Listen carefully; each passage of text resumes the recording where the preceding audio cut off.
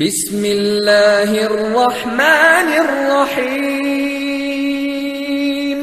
قل هذه سبيلي أدعو إلى الله على بصيرة أنا ومن اتبعني وسبحان الله وما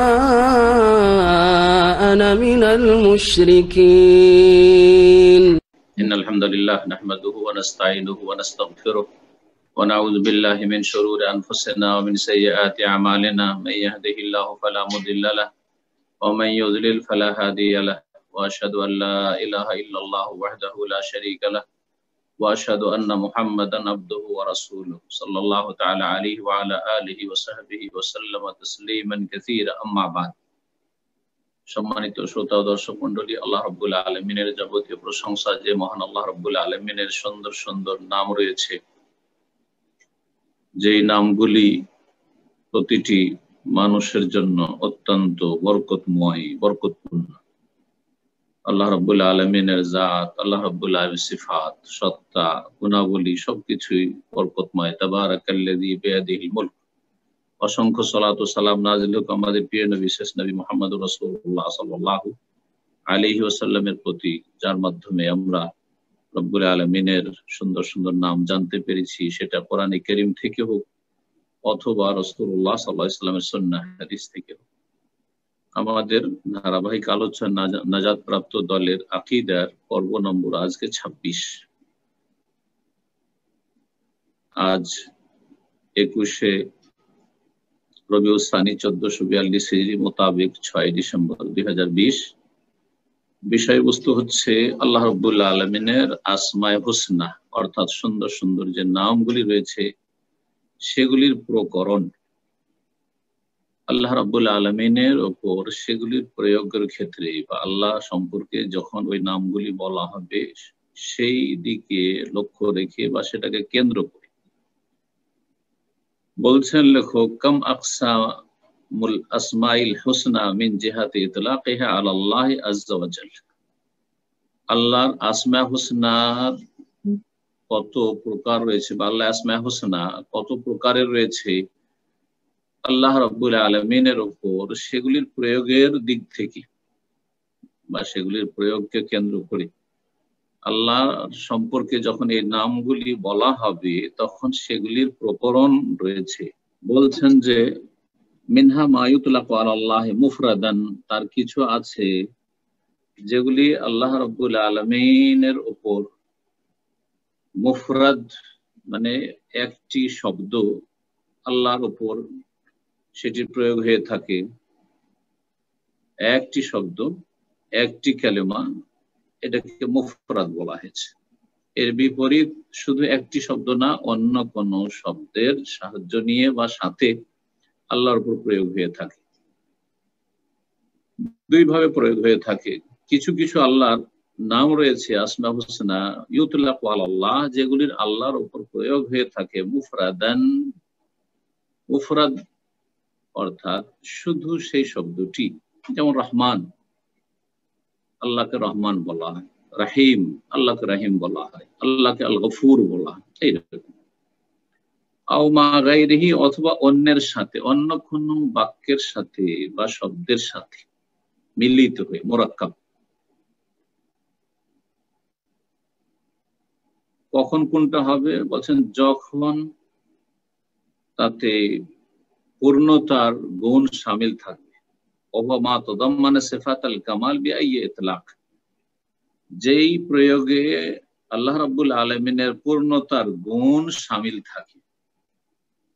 যদি একটি শব্দ আল্লাহর উপর প্রয়োগ করেই তাতে পূর্ণতার গুণ পাওয়া যায়, যেমন রহমান আল্লাহকে বলছি, আর রহিম বলছি,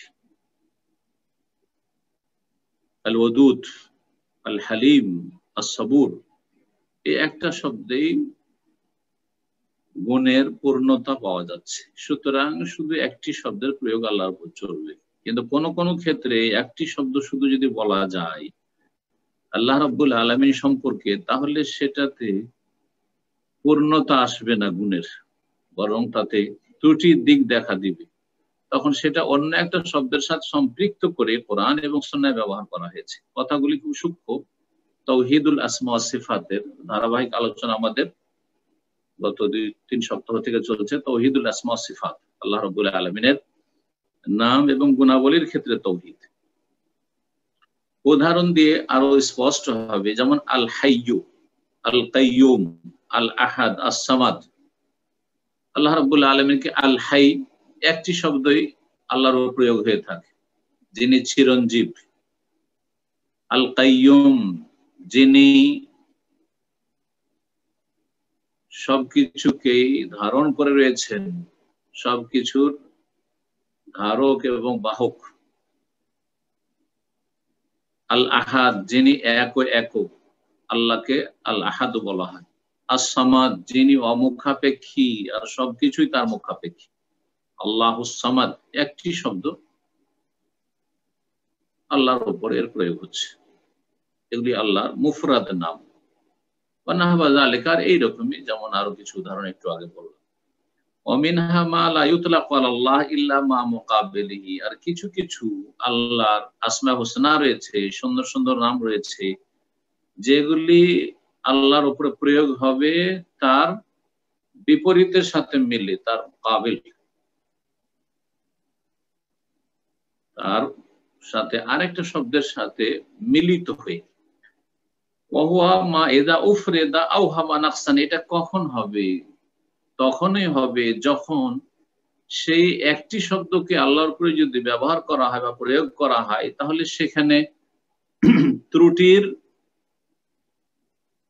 মানুষের ধারণা হইতে পারে যে এটা তো ত্রুটিযুক্ত গুণ, সেই গুণটি ত্রুটিযুক্ত। কিছু কিছু গুণ রয়েছে যে গুণগুলি প্রশংসিত, কিন্তু কিছু কিছু গুণ এমন রয়েছে যেগুলিতে ত্রুটির দিক আছে। তো যখন ত্রুটি বা ঘাটতির দিকের সম্ভাবনা রয়েছে, তখন সেটা অন্যের সাথে মিলিয়ে ব্যবহার করা হবে, অন্য শব্দের সাথে। যেমন আদ-দার আন-নাফি, লাভ লোকসানের মালিক। আমরা বলে থাকি কথায়, লাভ লোকসানের মালিক, ভালো মন্দের মালিক আল্লাহ। কিন্তু আল্লাহ ভালো, তার সাথে আল্লাহ মন্দ বলা যাবে না? বলা যাবে না। কিন্তু মন্দের মালিক এটা বলা যাবে। তাহলে শুধু একটা শব্দ বলা যাবে না, কারণ সেটা ত্রুটি বুঝায়। কিন্তু অন্য শব্দের সাথে মিলিয়ে বললে কোনো দোষের কথা নাই। আদ-দার, ক্ষতি সাধনকারী। আল্লাহকে কি ক্ষতি সাধনকারী বলা যাবে না? বলা যাবে না। কিন্তু যারা ক্ষতি করে আল্লাহ তাদের ক্ষতি করে থাকেন। হ্যাঁ, যারা বদ প্রকৃতির তাদেরকে আল্লাহ ধ্বংস করে থাকেন, এইভাবে বলা যাবে। আন-নাফি, উপকারী। শুধু আল্লাহকে আল্লাহর নাম নাফে, আন-নাফি, আল্লাহর নাম আদ-দার বলে। আল খাফিজ, খাফিজ মানে নিচে নামিয়ে দেওয়া, যিনি নিচে করে দেন। আর রাফে, যিনি ওপরে উঠিয়ে দেন। আল্লাহকে আল খাফিজ বলা যাবে না, আর রাফে বলা যাবে না, একটি শব্দ দিয়ে বলা যাবে না। কিন্তু আল্লাহ রাব্বুল আলামিনের গুণ, উত্থান পতনের মালিক, আমরা বলছি একসাথে মিলিয়ে অন্য শব্দের সাথে বা একটা বাক্যে, উত্থান পতনের মালিক আল্লাহ। পতন, খাফজ হচ্ছে পতন, আর রাফা হচ্ছে উত্থান। আল খাফিজ, যিনি নামিয়ে থাকেন, কাউকে ক্ষমতা থেকে নামাচ্ছেন, কাউকে ক্ষমতায় উন্নীত করেছেন, চড়াচ্ছেন, উঠাচ্ছেন। আল মতি, আল্লাহকে শুধু মতি বলা যাবে না। আল মানে, বাধা দানকারী। কিন্তু অন্য শব্দের সাথে মিলিত হয়ে দোয়াতে রয়েছে আল্লাহ লা মানিআ লিমা আতাইত ওয়া লা মুতিআ লিমা মানাত। আল্লাহ, তুমি যদি যা দাও তাতে কোনো বাধা দানকারী নেই। ওয়া লা মুতি, আর কোনো দাতা শক্তি নেই। লিমা মানাত, তুমি যদি বাধা দাও। তাহলে আল্লাহ বাধাও দিয়ে থাকেন যখন চান, আর যখন আল্লাহ বাধা দেন, কোনো শক্তি দিতে পারে না পৃথিবীর, সারা পৃথিবীর কোন শক্তি অথবা সারা পৃথিবী এক হয়েও দিতে পারে না। আর আল্লাহ রাব্বুল যদি দেন তো কোনো শক্তি বাধাও দিতে পারে না। ওয়াল মুইজ, ইজ্জত দানকারী, সম্মান দানকারী, মুজিল, লাঞ্ছিতকারী, এগুলি আল্লাহর গুণ। কিন্তু শুধু একটি শব্দ আল্লাহকে আল মুইজ, আল মুজিল বলা যাবে না।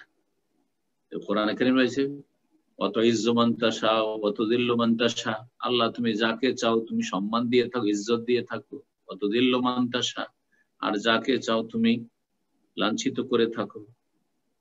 এগুলি আল্লাহর গুণ, কিন্তু অন্য শব্দের সাথে মিলিত হয়ে প্রয়োগ হয়ে থাকে। ফালা ইয়াজুজু ইতলাকুদ দার ওয়ালাল খাফিজ ওয়ালাল মানি ওয়ালাল মুদিল কুল্লুন আলা ইনফিরাদি। বলছেন সুতরাং আল্লাহকে নাফে, দার, খাফিজ, মানে, মুজিল এগুলো বলা যাবে না। কুল্লুন আলা ইনফিরাদিহি, শুধু একটি শব্দ দিয়ে। ওয়ালাম ইউতলাকাত শাইউম মিনহা ফিল ওয়াহি কাযালিকা, আর ওয়াহিতে, কোরআনে কারীম ওয়াহি, রাসূল সুন্নাহ ওয়াহি, কোরআন সুন্নাহর ওয়াহিতে কোন জায়গায় এভাবে প্রয়োগ হয়নি যে আল্লাহ মুজিল, আল্লাহ মানে, আল্লাহ খাফিজ এভাবে আসেনি।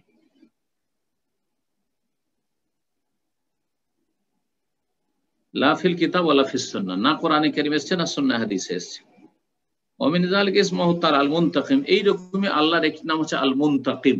মুনতাকিম মানে প্রতিশোধ গ্রহণকারী, ইন্তিকাম মানে প্রতিশোধ, সেখান থেকে মুনতাকিম প্রতিশোধ গ্রহণকারী, যিনি প্রতিশোধ নিয়ে থাকেন। যে অন্যায়কারী জালেম তার প্রতিশোধ নিয়ে থাকেন, বাড়াবাড়ি যে করে সীমা লঙ্ঘন তার প্রতিশোধ নেন আল্লাহ রাব্বুল আলামিন। লাম ইউতলাক ফিল কোরআন ইল্লা মা মুতাআল্লিকিহি, কোরআনে শুধু মুনতাকিম আল্লাহকে বলা হয়নি, তবে ওর সাথে তার মুতাআল্লিক, তার সাথে সম্পৃক্ত যে বিষয়টি বা বস্তুটি, তার সাথে সম্পৃক্ত করে তার প্রয়োগ হয়েছে। যেমন সূরা সাজদার আয়াত নম্বর 22 রয়েছে ইন্না মিনাল মুজরিমিনা মুনতাকিমুন, নিশ্চয়ই আমি অপরাধী অন্যায়কারীদের প্রতিশোধ গ্রহণকারী, অপরাধীদের থেকে আমি প্রতিশোধ গ্রহণ করে থাকি। আও বিইদাফাতি যু ইলা সিফাতিল মুশতাক মিনহা, অথবা যু শব্দটি, যু মানে বিশিষ্ট, ওয়ালা, যু শব্দটি এই তার সাথে সম্পৃক্ত ইজাফত করে ব্যবহার করা হয়। মুনতাকিম ইন্তেকাম থেকে আসছে, ইন্তেকামের সাথে যু, যেমন সূরা আলে ইমরানের আয়াত নম্বর 4 রয়েছে আল্লাহু আজিজুন যুনতিকাম, আল্লাহ মহাপরাক্রান্ত, যুনতিকাম মানে প্রতিশোধ গ্রহণকারী। মুনতাকিম ব্যবহার হয় না, কিন্তু যুনতিকাম, যু ইন্তেকাম, প্রতিশোধ লেনেওয়ালা ব্যবহার হয়ে থাকে। তারপরে লেখক বলছেন যে ইতিপূর্বে আলোচনা হয়েছে যে মহান আল্লাহর যে গুণাবলীগুলি, সিফাতগুলি রয়েছে, তাকাদ্দামান্না সিফাতিল্লাহি তাআলা মিনহা যাতিয়া ওয়া ফাইলিয়া, আল্লাহর সিফাত, আল্লাহর গুণাবলী এই দুই ভাগে বিভক্ত। এক হচ্ছে সত্তাগত, জাতি, আর এটা হচ্ছে ফেলি মানে আল্লাহর কর্মগত। এমন কিছু গুণাবলী রয়েছে যেগুলি আল্লাহর সত্তার সাথে সম্পর্কিত বা সম্পৃক্ত, আর কিছু সিফাত, গুণ রয়েছে যেগুলি আল্লাহর কাজের সাথে সম্পর্কিত।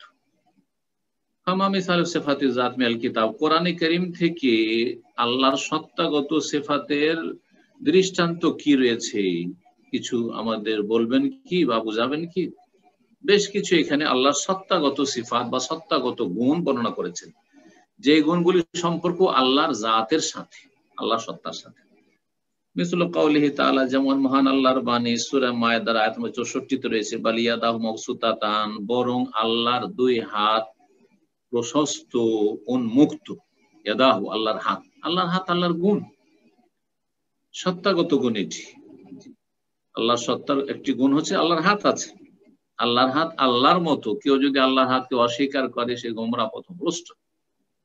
হাত মানে ক্ষমতা নয়, হাত মানে শক্তি নয়। এই তাওয়িল, অপব্যাখ্যা হচ্ছে গুমরাহি। কুল্লু শাইইন হালিকুন ইল্লা ওয়াজহা, প্রতিটি সৃষ্টি, প্রতিটি বস্তু ধ্বংসশীল, ইল্লা ওয়াজহা তবে তার চেহারা। এই যে চেহারা, আল্লাহর চেহারা, আল্লাহর সত্তাগত গুণ, এই আল্লাহর চেহারা রয়েছে,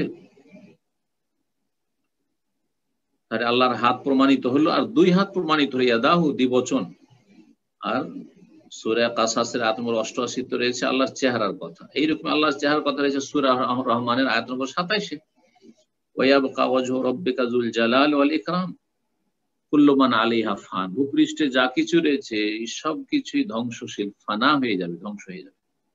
ওয়ায়াবকা ওয়াজহু রাব্বিকা, হে নবী, হে মানুষ, তোমার প্রতিপালকের চেহারা অবশিষ্ট থাকবে। আল্লাহর চেহারা রয়েছে। যুল জালাল, যিনি মহামহিমান্বিত, ওয়াল ইকরাম, বড়ই সম্মানিত, জাল্লা জালালুহু। সূরা তাহার আয়াত নম্বর 39 রয়েছে যেখানে আল্লাহর চক্ষু প্রমাণিত হয়। আল্লাহর চক্ষু, আল্লাহর সত্তাগত গুণ। ওয়ালে তুসনা আলা আইনি, হে মূসা, যাতে তুমি প্রতিপালিত হও আমার চোখের সামনে। আল্লাহর চোখ রয়েছে, আল্লাহর চোখ আল্লাহর মতো, কারো সাথে তুলনা। যেমন গুমরাহি জায়েজ নাই, তেমনি আল্লাহর চক্ষু অস্বীকার করাও গুমরাহি। আল্লাহ রাব্বুল আলামিন আরো বলছেন সূরা কাহফের আয়াত নম্বর 26-এ, আবসির বিহি ওয়া আসমিহ। আল্লাহ রাব্বুল আলামিন কতই না সুন্দর দেখেন, কতই না সুন্দর শুনেন। জি, তো আল্লাহর শোনা, দেখা প্রমাণিত হইল আল্লাহ রাব্বুল আলামিন, এগুলি আল্লাহ সত্তাগত গুণ। এরকম সূরা তাহার আয়াত নম্বর 46 রয়েছে, ইন্নানি মাকুম আসমা ওয়া আরা, আমি তোমাদের উভয়ের সাথে আছি। মূসা এবং হারুন আলাইহিস সালাম দুই ভাইকে আল্লাহ রাব্বুল আলামিন ফিরআউনের কাছে পাঠাচ্ছেন দিনের দাওয়াত দেওয়ার জন্য। বলছেন যে তোমাদের সাথে নিশ্চয়ই আমি আছি, শুনছি এবং দেখছি। শোনা এবং দেখা আল্লাহর গুণ।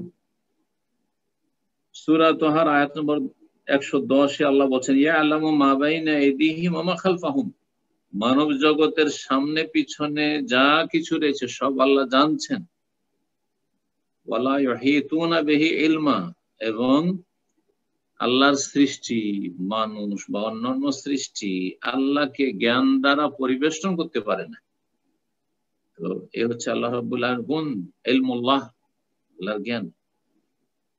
এইরকমই আল্লাহ রাব্বুল কোরআনে কারিমে ইরশাদ করেছেন, ওয়া কাল্লামাল্লাহু মূসা তাকলিমা, মূসা আলাইহিস সালামের সাথে আল্লাহ কথোপকথন করেছেন, কথা বলেছেন। সূরা নিসা আয়াত নম্বর 164। তো আল্লাহ রাব্বুল আলামিন কথা বলেন। আল্লাহর কথা, এটা সত্তাগত সিফাত। আল্লাহর সত্তার সাথে যে আল্লাহর কথা বলার গুণের যে সম্পর্ক রয়েছে, এদিক থেকে একটা দিককে কেন্দ্র করে আল্লাহর বাণী, সিফাতুল কালাম, যেটি আল্লাহর বাণীর যে গুণ, এটি হচ্ছে সিফাতে জাতিয়া, সত্তাগত সিফাত। কোন দিক থেকে? বেএতেবারে তাআল্লুক হবে জাতিল্লাহ তাআলা, আল্লাহর সত্তার সাথে যেহেতু আল্লাহর কথা বলার সম্পর্ক রয়েছে। ওয়াইয়া ফেলিয়া, আর সিফাতে ফেলিয়া আল্লাহর কর্মগত সিফাত হইতে পারে বেএতেবারে তাআল্লুক হাবিল মাশিয়া, আল্লাহ রাব্বুল আলামিনের ইচ্ছার সাথে সম্পর্কিত হওয়ার দিক থেকে। আল্লাহ যে কথা বলেন, এটার একটা সম্পর্ক হচ্ছে আল্লাহর সত্তার সাথে, এদিক থেকে সিফাতে জাতিয়া, সত্তাগত সিফাত গুণ। আর আল্লাহ রাব্বুল আলামিন ইচ্ছাধীন কথা বলে থাকেন, যখন চান কথা বলেন, যখন চান যার সাথে কথা বলেছেন, বলতে চেয়েছেন কথা বলেছেন, যখন চান কথা বলেন না। তো আল্লাহ নিজ ইচ্ছায় কথা বলেছেন, মূসা আলাইহিস সালামের সাথে ইচ্ছা করে কথা বলেছেন। তো এই দিক থেকে আল্লাহর এটি হচ্ছে ফেল, কর্ম।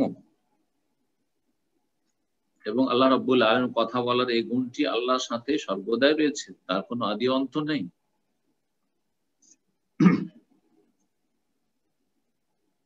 সূরা শুআরা আয়াত নম্বর 10 আল্লাহ বলেছেন, ওয়াইজ নাদা রাব্বুকা মূসা, স্মরণ করো যখন তোমার প্রতিপালক মূসা আলাইহিস সালামকে ডেকে বলেছিলেন, আনিতিল কওমাজ জালিমিন, জালিম সম্প্রদায়ের কাছে যাও, জালিম সম্প্রদায়ের কাছে তাদের হেদায়েত করার জন্য, দাওয়াত দেওয়ার জন্য যাও। তো আল্লাহ যে ডাকলেন মূসা আলাইহিস সালামকে, ডাক দিলেন নিদায়, এটি আল্লাহর গুণ।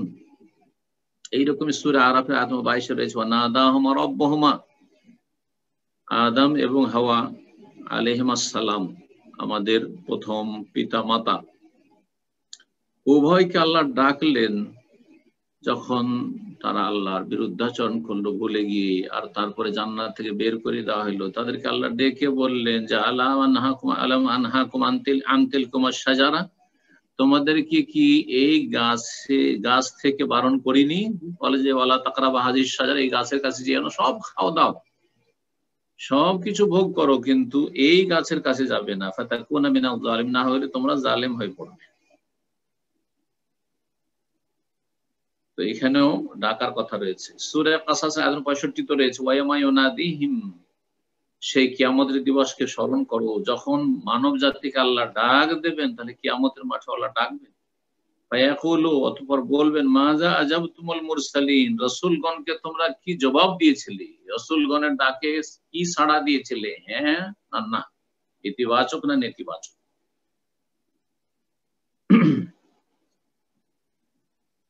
কোরআন কারীম থেকে এগুলি আল্লাহ রাব্বুল আলামিনের সত্তাগত বা জাতি সিফাত, সত্তাগত গুণ বা জাতি সিফাতের দৃষ্টান্ত বা উপমা পেশ করা হলো অনেকগুলি। এখন হাদিস থেকে দেখুন, বলছেন মা মিসালু সিফাতি জাত মিনাস সুন্নাহ, আল্লাহর সত্তাগত গুণাবলীর কি উদাহরণ রয়েছে বা উপমা রয়েছে মিনাস সুন্নাহ, হাদিস থেকে, হাদিসে কি বর্ণিত হয়েছে কিছু জানাবেন? বলছে হ্যাঁ, অনেক হাদিস রয়েছে মর্মে। প্রথম হাদিস সহিহ মুসলিমে রয়েছে এবং মুসনাদ আহমদ ইবনে মাজাহ রয়েছে, আবু মুসা আশআরী রাদিয়াল্লাহু তাআলা আনহু থেকে বর্ণিত। বলছেন, তাতে নবী সাল্লাল্লাহু আলাইহি ওয়াসাল্লাম বলেছেন, হিজাবুহু নূর, আল্লাহ রাব্বুল আলামিনকে এই পৃথিবীতে কোন সৃষ্টি দেখতে পারে না, কেউ দেখতে পারবে না, ধ্বংস হয়ে যাবে যদি আল্লাহ রাব্বুল আলামিন তার যে পর্দা রয়েছে, হিজাব, হ্যাঁ, এই পর্দাকে যদি সরিয়ে দেন, হিজাবকে যদি সরিয়ে দেন, হিজাবুহু নূর, তার যে হিজাব রয়েছে, আবরণ রয়েছে, সেটিও হচ্ছে নূরের। লাউ কাশাফাহু, যদি আল্লাহ সেটিকে উন্মুক্ত করে দেন, খুলে দেন, লা আহরাকাত সুবহাতু ওয়াজহিহি মান তাহা ইলাইহি বাসারুহু মিন খালকিহি, তাহলে আল্লাহ রাব্বুল আলামিনের মুখমণ্ডল বা চেহারার যে তাজাল্লি রয়েছে, চেহারার যে দীপ্তি রয়েছে,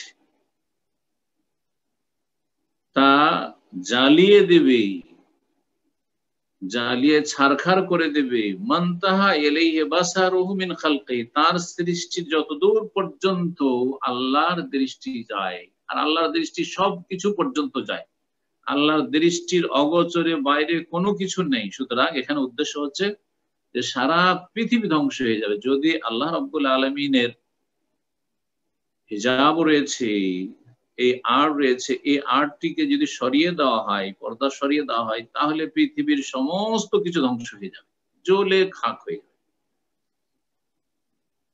এই ছিল হাদিস। এই হাদিস দ্বারা কি প্রমাণিত হইল? আল্লাহ রাব্বুল আলামিনের চেহারার কথা, সুবহাত ওয়াজহিহি, আল্লাহ রাব্বুল আলামিনের চেহারার কথা প্রমাণিত হল। আর কি প্রমাণিত হয়েছে? মান তাহলে বাসারু, আল্লাহর দৃষ্টির কথা, যে আল্লাহর চক্ষু রয়েছে। তারপরে হাদিস রয়েছে, রাসূলুল্লাহ বলেন, ইয়ামিনুল্লাহ মালআ, আল্লাহর ডান হাত হচ্ছে পরিপূর্ণ, ডান হাত ভর্তি।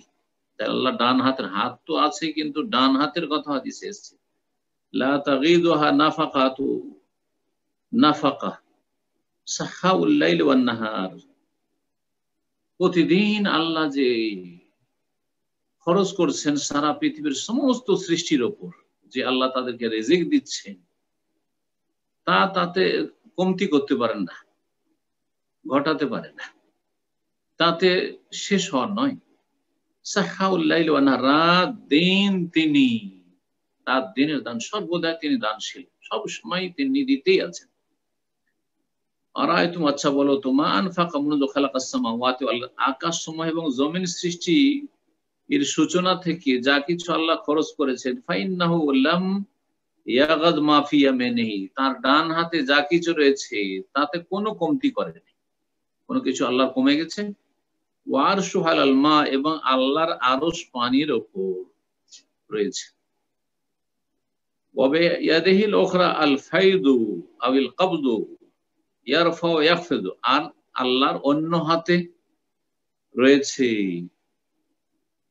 আল ফাইদ, কোন রিওয়ায়াতে রয়েছে ফাইদ, আর প্রসিদ্ধ রিওয়ায়াত হচ্ছে আল কবজ, যে আল্লাহ রাব্বুল আলামিন অন্য হাতে রয়েছে, কারণ আল্লাহ ধরে থাকে, খরচ করেন এক হাতে, আর এক হাতে ধরে থাকেন, অথবা দান করে থাকেন। ফাইদ, হাযা ইয়াফিদু মানে প্রবাহিত করা, ইয়ারফা ওয়া ইয়াখফিদু তিনি উত্থান পতন ঘটিয়ে থাকেন, ইয়ারফাউ উন্নীত করেন, ওয়ায়াখফিজু আর নামিয়ে থাকেন।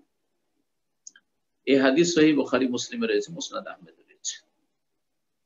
এই হাদিসে আল্লাহ রাব্বুল আলামিনের হাতের কথা আসলো, ডান হাতের কথা আসলো, আর তারপরে আরেক হাতের কথা আসলো, কিন্তু আরেক হাতের ক্ষেত্রে বাম কথাটি বলেননি, কারণ বামটা সাধারণত অনুত্তম। সেই জন্য আল্লাহ রাব্বুল আলামিনের আদবের খেয়াল রেখে ওয়াবিয়াদিহিল উখরা অন্য হাত বলা হয়েছে।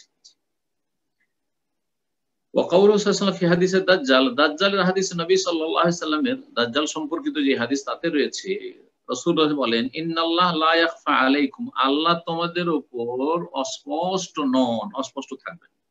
আল্লাহকে চিনতে পারবে, মুমিন বান্দার আল্লাহকে দেখলে চিনতে পারবে, ধোঁকা খাবে না। পক্ষান্তরে কাফের মুশরিক যারা বেদিন, তারা ধোঁকা খাবে, প্রতারিত হবে। ইন্নাল্লাহ লাইসা বিআওয়ার, আল্লাহ কানা নন।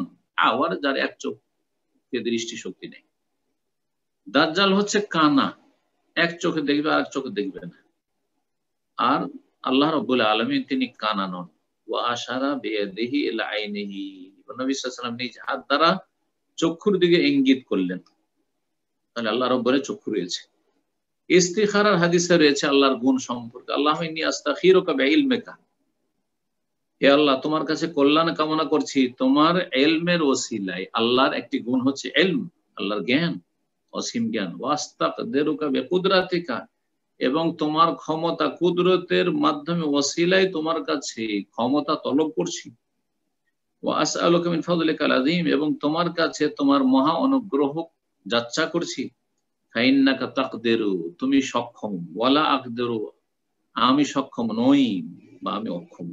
ওয়া তাআলামু, তুমি সবকিছু জানো, ওয়ালা আ'লামু, আমি জানি না। ওয়া আনতা আল্লামুল গুয়ুব, তুমি সমস্ত অদৃশ্য সম্পর্কে মহাজ্ঞানী।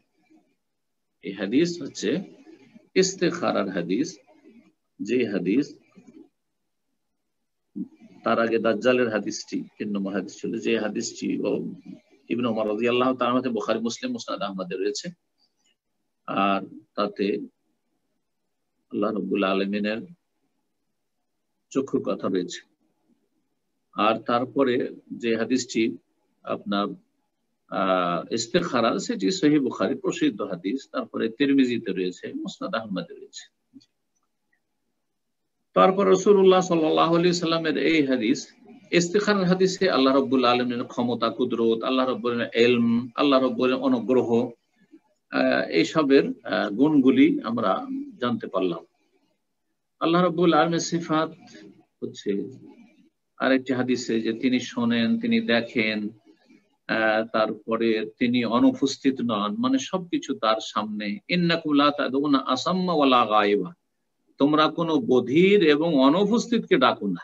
আল্লাহকে যখন বান্দা ডাকে তখন কোনো বধিরকে ডাকে না যে আল্লাহ শোনেন না, সব ভাষা শুনেন এবং আস্তে জোরে সবকিছুই জানতে পারেন আল্লাহ রাব্বুল আলামিন। ওয়ালা গায়বান, আর অনুপস্থিতকে ডাকছো না যে অনেক দূরে তিনি, সুতরাং তাকে পাবো কি করে বা তাকে শোনাবো কি করে। তাদউনা সামিয়াম বাসীরা, বরং তোমরা সর্বশ্রোতা যিনি সবকিছু তাকে ডাকছো। বাসীরান, সর্বদ্রষ্টা যিনি সবকিছু দেখেন তাকে ডাকছো। করিবান, যিনি সন্নিকটে, যে অত্যন্ত নিকটবর্তী, তাকে ডাকছো তোমরা। এই হাদিস আবু মুসা আশআরী রাদিয়াল্লাহু তাআলা বর্ণিত, সহিহ বুখারী, মুসলিম, আবু দাউদ, মুসনাদ আহমদে রয়েছে। তারপর রাসূলুল্লাহ সাল্লাল্লাহু আলাইহি ওয়াসাল্লাম হাদিসে রয়েছে যে ইযা আরাদাল্লাহু আইয়ুহিয়া বিল আমরি, আল্লাহ যখন কোন বিষয়ে ওহী করতে চান, তাকাল্লামা বিল ওয়াহী, তখন ওহী সম্পর্কে কথা বলেন। তো এই হাদিস দ্বারা আল্লাহর কথা বলা প্রমাণিত হলো। যে হাদিস বর্ণনা করেছেন ইমাম ইবনে খুযাইমা রাহমাতুল্লাহ আলাইহি, এবং এছাড়াও অন্যান্য বেশ কিছু হাদিসের কিতাবে ইমাম যেমন ইবনে আবি আসিম কিতাবুস সুন্নাতে বর্ণনা করেছেন। সময় স্বল্পতার জন্য এতটা হাদিস লেখক নিয়ে এসেছেন। হাদিসের প্রথম অংশটুকু যে আল্লাহ কথা বলেন, ওহীর আসল গুণটি আল্লাহর কথা বলার, যে ওহী যেগুলি সেগুলি কালামুল্লাহ, আল্লাহর বাণী, এবং আল্লাহ কথা বলেছেন। ওফি হাদিসিল বাস, আর কিয়ামতের পুনরুত্থান যে রয়েছে, এই পুনরুত্থানের হাদিসে রয়েছে ইয়াকুলুল্লাহ তাআলা, মহান আল্লাহ বলবেন আদম আলাইহিস সালামকে সম্বোধন করিয়া, আদম ফায়াকুলু লাব্বাইক, তখন আদম আলাইহিস সালাম বলবেন লাব্বাইক আল্লাহ, আমি হাজির, উপস্থিত আছি। তো আদম আলাইহিস সালামকে আল্লাহ ডাক দেবেন, এখানে ডাক দেওয়ার প্রমাণ পাওয়া গেল।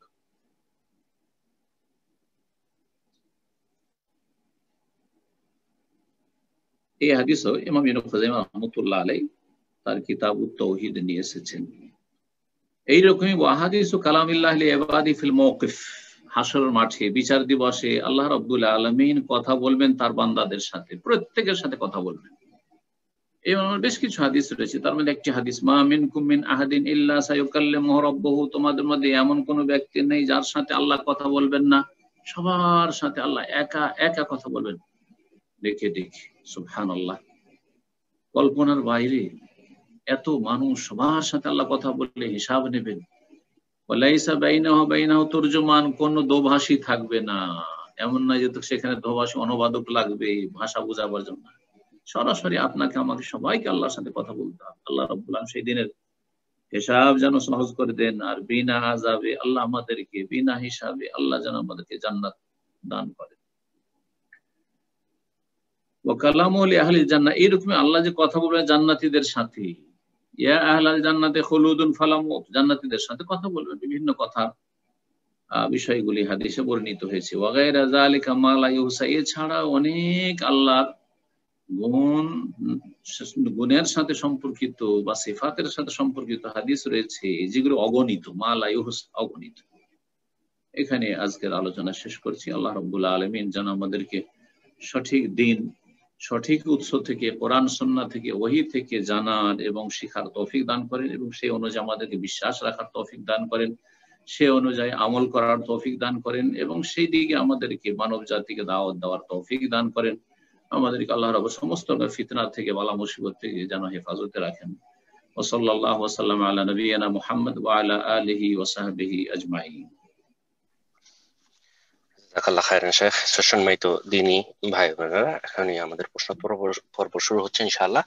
তো শুধু যারা প্রশ্ন করবেন তাদের উদ্দেশ্যে বলছি যে আমি আপনাদের নাম মেনশন করব, আপনারা অবশ্যই যে যেখান থেকে প্রশ্ন করতেছেন আপনাদের দেশ বা এলাকার নাম মেনশন করবেন ইনশাআল্লাহ, পরিচিতি লাভের জন্য ইনশাআল্লাহ। এবং অনেক ব্রাদার সিস্টার হ্যান্ড রাইজ করেছেন, মোর দেন 20 আবার 24 ব্রাদার সিস্টার হ্যান্ড রাইজ করেছেন। বিধায় আমি আবারও রিকোয়েস্ট করব, আমরা অবশ্যই প্রশ্ন একটা করে করবো এবং সংক্ষিপ্ত আকারে প্রশ্ন করার চেষ্টা করব ইনশাআল্লাহ। তো শুরুতেই প্রশ্ন করবেন সাদিব রহমান, আপনি প্রশ্ন করুন। আসসালামু আলাইকুম ওয়া রাহমাতুল্লাহি ওয়া বারাকাতুহু। ওয়া আলাইকুম আসসালাম ওয়া রাহমাতুল্লাহি ওয়া বারাকাতুহু। বলেন, জোরে বলেন। শেখ, বাংলাদেশ থেকে বলছি। শেখ, প্রশ্ন হলো যে তাহিয়াতুল মসজিদ বা ওযু বা সুন্নত নামাজ তো এক নিয়তে পড়া যায়, কিন্তু জোহর নামাজের ক্ষেত্রে তো মানে রাকাত সংখ্যা তো বিভিন্ন হয়ে থাকে, জোহর তো 4 আর বাকি সব তো 2, তাহলে তা এক নিয়তে পড়লে কি আদায় হয়ে যাবে? এবং আরেকটা ক্ষেত্র, যেমন যদি আমি ব্যস্ততার ফলে সুন্নত নামাজ যদি না পড়ে একদম রাত্রে এক নিয়তে সব সুন্নত নামাজ কি পড়তে পারবো? জাযাকুমুল্লাহু খাইরান। প্রশ্ন তাহলে দুটি হয়ে গেল। প্রথম প্রশ্ন হচ্ছে যে জোহরে আমরা যে 4 পড়ি, তো তখন তাহিয়াতুল মসজিদটা কিভাবে হবে যদি সেপারেট না পড়ি? তাহলে দেখেন, 4 যে জোহরে রয়েছে, এর আগে একাধিকবার বলেছি, এই ক্ষেত্রে সহিহ সুন্নাহ হচ্ছে সালাতুল লাইল ওয়ান নাহারি মাসনা মাসনা, দিন রাতের সালাতগুলি দুই দুই করে পড়বে। এই জন্য উত্তম হচ্ছে বা শরীয়ত সম্মত হচ্ছে, সুন্নত মোতাবেক হচ্ছে 2 করে পড়বেন, সালাম ফিরবেন। 4-এর যে একটি মাত্র হাদিস আছে, সেই হাদিসটির ওপর কালাম রয়েছে, আপত্তি রয়েছে। সেই হাদিসটিকে আল্লামা আলবানী জয়ীফ বলেছেন, অনেকে জয়ীফ বলেছেন, দুর্বল হাদিসটি। সুতরাং একসাথে 4 পড়ার আমলটি আসলে মূলত হানাফি তরিকা থেকে প্রচলনটি এসছে, আর আপনারা অধিকাংশই সেই হানাফি ঘরানা থেকে বেরিয়ে এসছেন, অনেকে এখনো বেরিয়ে আসেননি, যার ফলে ওই যে 4টা ঢুকে আছে, 4কে বাদ দেন, 2 করে পড়েন। এটি হচ্ছে সহিহ সুন্নাহ এবং সন্দেহ মুক্ত। বাকি 4 একসাথে পড়লে হবে কিনা এই নিয়ে ইখতিলাফ আছে। একদল বলছেন হবেই না, আরেকদল বলছে হবে কিন্তু অনুত্তম, যার ফলে যখন হাদিস জয়ীফ, তো একসাথে 4 পড়বেন না। তারপরে 4ও যদি কেউ পড়ে আর মনে করে 4 আমার শুদ্ধ, তাহলে তাহিয়াতুল মসজিদ 2 রাকাতই হইতে হবে না। এর আগে বলি, তাহিয়াতুল মসজিদ সালামি, অর্থাৎ বিনা সালাতে মসজিদে বসবেন না। সে আপনি 2 রাকাত পড়ে বসেন, আর 4 রাকাত পড়ে বসেন, যেভাবে বসেন, আর ফরজ পড়ে বসেন, সরাসরি গেলেন আর একামত হয়ে গেল, তো ওই সেইটাই আপনার মসজিদ সালামে। মসজিদের বেয়াদবি করে আপনি বসলেন না, বসার আগে আপনি ফরজ পড়লেন, শুরু করলেন সরাসরি গিয়ে, সুতরাং আপনি মসজিদের আদবের লক্ষ্য রাখলেন। আশা করি বিষয়টি বুঝতে পেরেছেন। প্রশ্ন একটি করলে সুবিধা হয়। আর একটি প্রশ্ন কি ছিল ভুলে গেলাম। সুন্নত সালাত আপনার এক রাত্রে এক নিয়ত পড়তে পারবেন কিনা উনি প্রশ্ন করেছিলেন। কোনটি কি নামাজ? সুন্নত সালাতের কথা বলেছিলেন যেটা আপনি। হ্যাঁ, সুন্নত সালাত গুলি কাজের ব্যস্ততার জন্য আমরা ছেড়ে দিচ্ছি, দিনে একসাথে পড়ব। যদি আপনি পড়ার সুযোগ না পান আর নিয়ত করেন যে আমি পরে পড়ে নিব, ঠিক আছে পড়ে নেন, কিন্তু অবহেলা করে অলসতা করে যারা ছেড়ে দিল, পড়ার সুযোগ আছে তারপরে পড়লো না আর পরে পড়বে, হবে না ওলামারা বলেছেন। কারণ রাসূলুল্লাহ সাল্লাল্লাহু আলাইহি ওয়াসাল্লাম একদিন কাজা করেছেন যোহরের সুন্নাত আসর পরে, কখন পড়ার নিয়ত ছিল কিন্তু প্রতিনিধি দল এসেছিল কথা বলার জন্য, তাদের সাথে কথা বলতে ব্যস্ত হয়ে গিয়ে সেই সালাতটি পড়তে পারেননি, যোহরের পরে সুন্নত 2 রাকাত সেটা আসর পর পড়েছিলেন।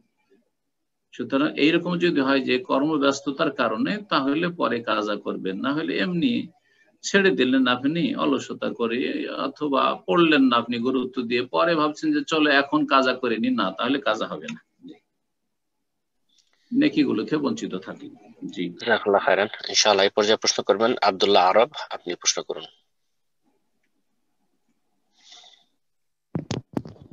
আসসালামু আলাইকুম ওয়া রাহমাতুল্লাহ। ওয়ালাইকুম আসসালাম ওয়া রাহমাতুল্লাহি ওয়া বারাকাতুহু। জি বলেন। জি শাইখ, বাংলাদেশ থেকে বলছিলাম। মাশাআল্লাহ, বলেন। শাইখ, ইসলামী বায়াত সম্পর্কে আমার যতটুকু জানা ছিল, আমি জানতাম যে ইসলামী বায়াত শুধু রাষ্ট্রীয় পর্যায়ে যে বায়াতটা ওইটা হয়। তো কিন্তু শাইখ, বাংলাদেশে কিছু শরিয়া সংগঠন যেমন আহলে হাদিস আন্দোলনের যে তাবলিগ ইজতেমা হয় রাজশাহীতে, ওইখানে তো শাইখ বায়াত নেওয়া হয়। তো এরকম কোনো বায়াত কি ইসলামে আছে শাইখ? এটা তো আমি জানতাম না শাইখ, না, যদি এরকম বলেন। বায়াত নাই। জি, বায়াত হচ্ছে খলিফাতুল মুসলিমিনের বায়াত, এক দেশে একটি বায়াত। জি, আল্লামা শাইখ সালেহ ফাওজান হাফিজাহুল্লাহ তাআলা বলেছেন যে এক দেশে একাধিক বায়াত নেই, অর্থাৎ প্রত্যেক পীরের বায়াত, চরমনাইয়ের বায়াত চলছে, সারসিনার বায়াত চলছে, ফুরফুরার বায়াত চলছে, সব বায়াত চলছে, এগুলো সব বিদাতি বায়াত। ওই রকমই সাংগঠনিক বায়াত ও সুন্নতের খেলাফ বায়াত, এটিও বায়াত শরীয়ত সম্মত নয়। তাদের ধারণায় এইরকম বায়াত, কিন্তু এই বায়াত করে কত লোক যে দল থেকে বেরিয়ে চলে গেল, তো কি করবেন? ওই হাদিসগুলোকে ফিট করা যাবে যে বায়াত করে যদি কেউ বায়াত ভঙ্গ করে তাহলে জাহেলিয়াতের মরণ মরবে? না, মোটেই ফিট করা যাবে না এই সংগঠন করে। সুতরাং এইসব বায়াতগুলি আসলে সুন্নতের খেলাফ বায়াত, বেঁচে থাকেন। জি, জাযাকাল্লাহ খাইরান। ইনশাআল্লাহ এই পর্যায়ে প্রশ্ন করবেন মোহাম্মদ হোসেন, আপনি প্রশ্ন করুন।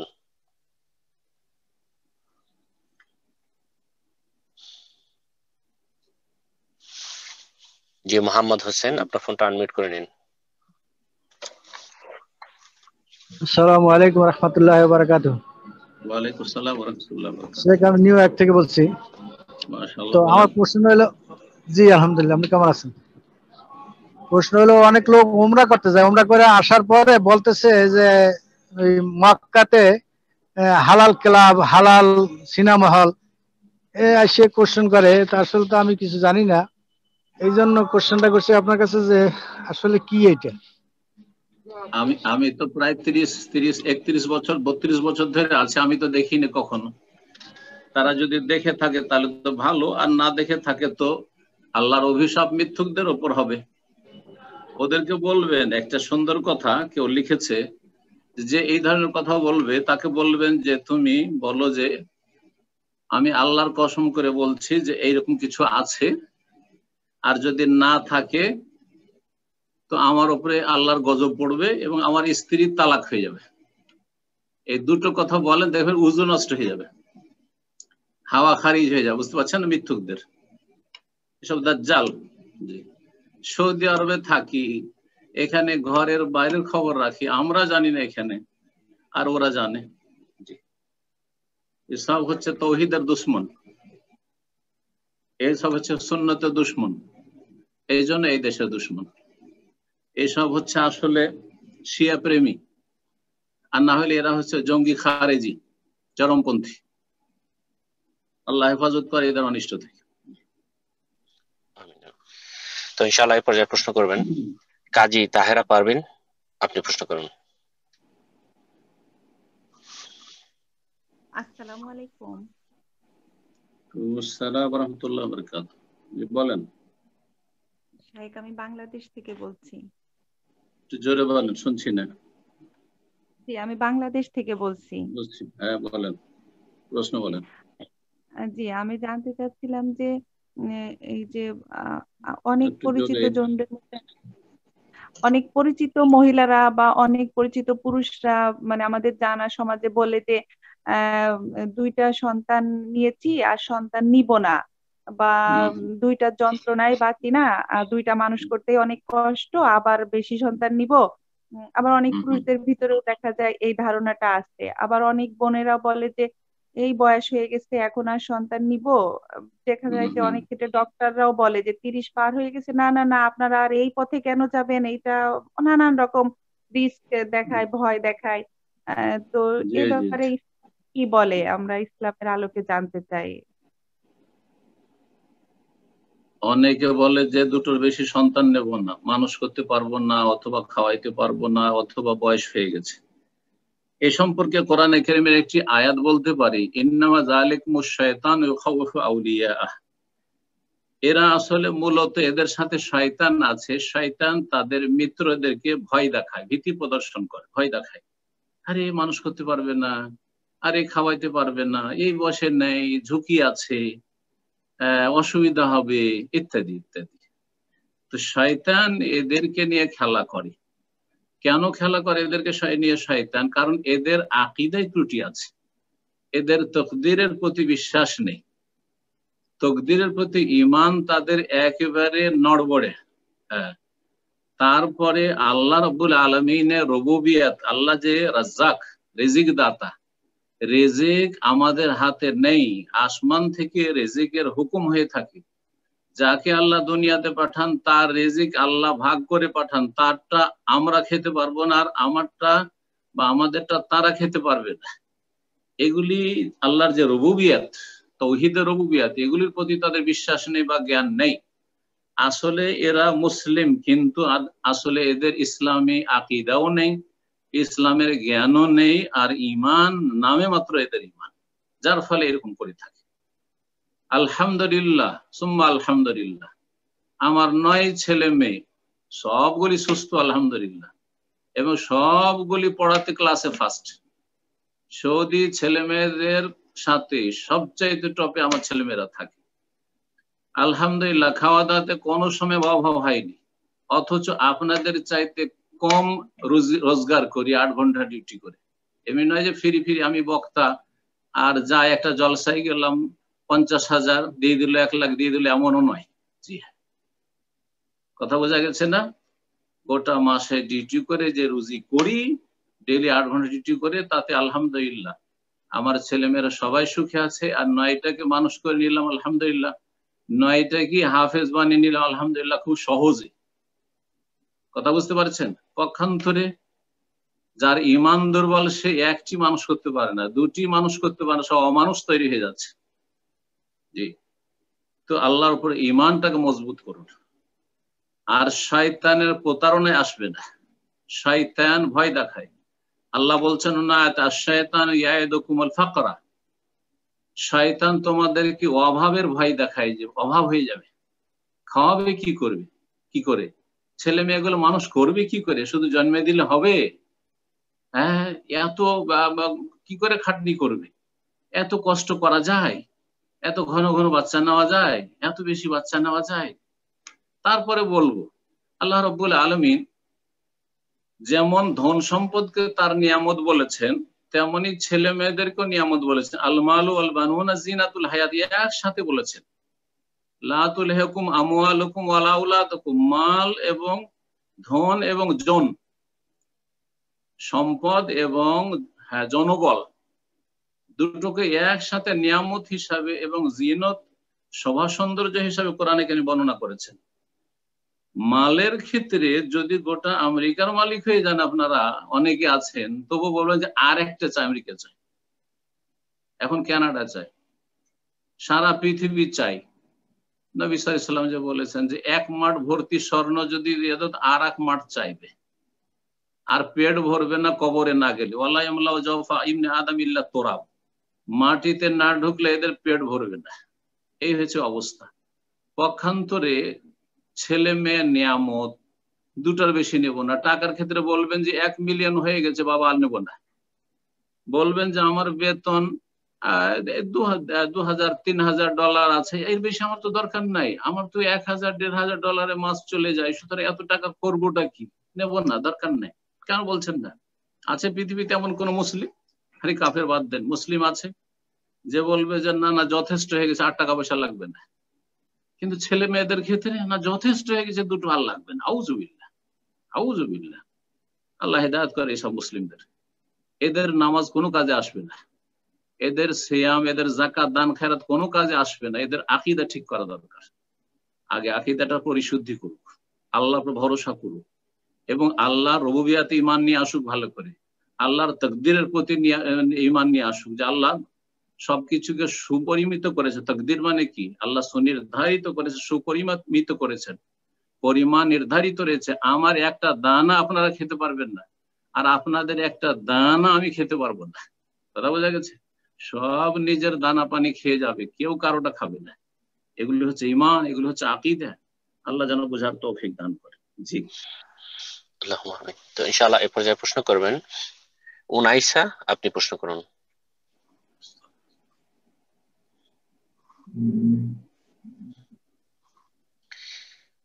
জি উনাইসা, আপনার ফোনটা আনমিউট করে নিন। আসসালামু আলাইকুম। ওয়ালাইকুম আসসালাম ওয়া রাহমাতুল্লাহি ওয়া বারাকাতুহু। আচ্ছা, বলেন। আমি লন্ডন থেকে বলছি। আমার লন্ডন? আমার একটা প্রশ্ন ছিল। আমার একটা আপন বোন আছে, তো ওর ছোট থাকতে ওকে নিয়ে আসছি এখানে। তো ওর মানে বাংলাদেশে মোটামুটি যাই আছে, এখনো সে কিছু পায় নাই, কিন্তু এখানে সে থাকে ওই কাউন্সিল বাসায়। তো ওকে কি মানে আমাকে একজন বলছেন যে তুমি যদি চাও তাহলে তোমাদের ওই জাকাতটা ওকে দিতে পারো, ওর বিয়ে শাদীর কাজে লাগতে পারে। তো অনেকে বলে যে তুমি আগে তোমার রিলেটিভকে দিবা, তারপরে তুমি তোমার জাকাতের টাকা তুমি ওই আত্মীয় স্বজন যারা আছে তারপরে পরকে দিবা। তাহলে মানে যেহেতু ওর কোনো গহনা তারপরে টাকা পয়সা এরকম কোনো সেভিং নাই, তাহলে কি আমি ওর জন্য কিছু ধরেন কিছু টাকা রেখে দিতে পারি ওর বিয়ের জন্য? এই মানে প্রশ্নটা এত লম্বা না করে প্রশ্ন বলেন, কি প্রশ্ন? জাকাত জাকাতের টাকা দিবেন কি আপনি বোনকে কাকে? দেওয়া যায়? হ্যাঁ, তাকে কি দেওয়া যায়, তার জন্য রাখা যায়? আপন বোনকে? হ্যাঁ। তিনি যদি ফকির অথবা মিসকিনের অন্তর্ভুক্ত হন তাহলে দিতে পারবেন। ফকির বলা হয় এমন ব্যক্তিকে যার অর্ধেক খরচের কম আছে, সামান্য কিছু আছে, অর্ধেকটাও নেই। মিসকিন ওকে বলা হয় যে অর্ধেকের বেশি আছে কিন্তু কিছু ঘাটতি আছে, 1 মাসের খরচ নেই কিন্তু তার কাছে 20 থেকে 25 দিনের খরচ আছে, তাহলে সেই ব্যক্তি মিসকিন। তার খাওয়া খরচ জুটছে না, অথবা খাওয়া খরচ জুটে যাচ্ছে, কোন রকম চিকিৎসা খরচে আটকে যাচ্ছে, ঋণী হয়ে গেছে, এইরকম ক্ষেত্রে জাকাত দিতে পারবেন। কিন্তু ধন সম্পদ বৃদ্ধি করার জন্য, তার খাওয়া দাওয়া চলে যাচ্ছে, চাকরি বাকরি আছে, ইনকাম সোর্স আছে, তার চিকিৎসাও চলে যাচ্ছে, কিন্তু তাকে বেশি সচ্ছল করতে চান, আর একটু হাই ফাই জীবনযাপন করবে, সেই জন্য জাকাত দিবেন, এটা হারাম, এটা হারাম। যাদের ব্যয় বহন খরচ বহন করা আপনার উপর ফরজ নেই বা আমার ফরজ নেই, তাদেরকে আমরা জাকাত দিতে পারবো।